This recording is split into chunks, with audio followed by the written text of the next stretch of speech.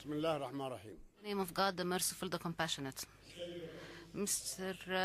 President Barack Obama, I wish to warmly welcome you and the accompanying delegation. Mr. President, during your visit to our country, you will meet a people proud of their history, heritage, and symbols. A young, creative, and entrepreneurial people who have made the miracle and arose from the calamities of the Nakba and continue the path of their ancestors extending since the ancient times over this land, their land. A people who adhere to their rights and are in harmony and keep abreast with the realities of the age, its language and methods. A people who build the institutions of the State of Palestine, giving an exemplary model despite all hardships and hurdles. The people of Palestine, Mr. President, who receive you today, aspire to attain their simplest rights, the right to freedom, independence, and peace, and look forward to that day to come quickly, in which they exercise normal and natural life over the land of the State of Palestine, the independent State of Palestine along the borders of the 4th of June 1967, with Jerusalem, the Lady of the Cities, as its capital, alongside the State of Israel. We, Mr. President, believe that peace is necessary and inevitable, and we also believe that it is possible.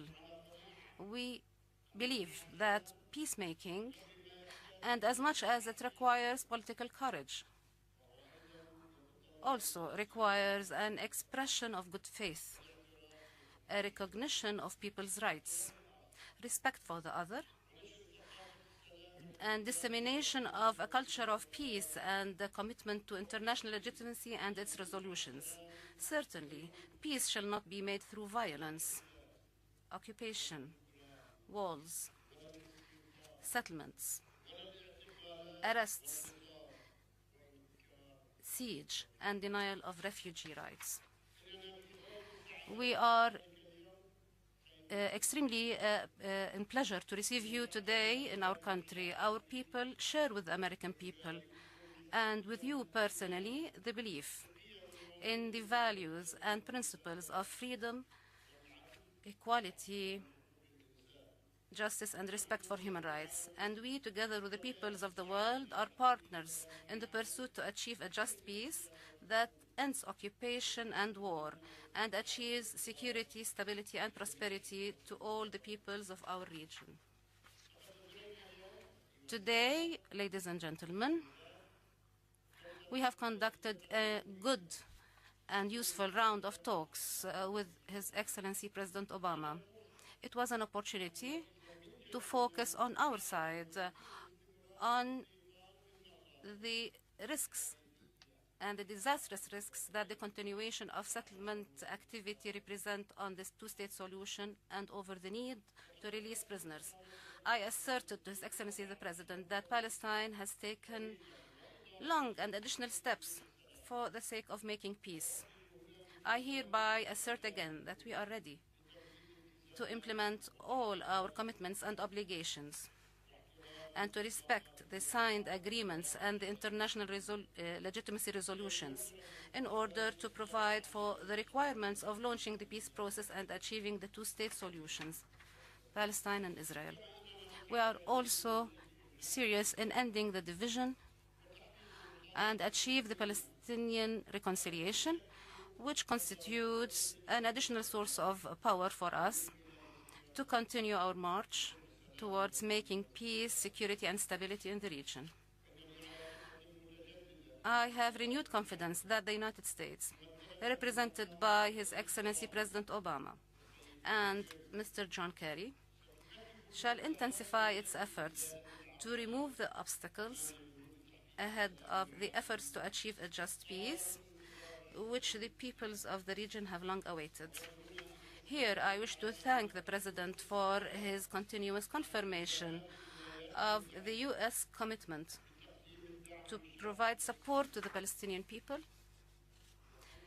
and to thank him and his administration for the support that has been provided during the past years, various forms of support to the Palestinian Treasury, to development projects, and to the UNRWA. Mr. President, once again, you are welcome in Palestine. Thank you.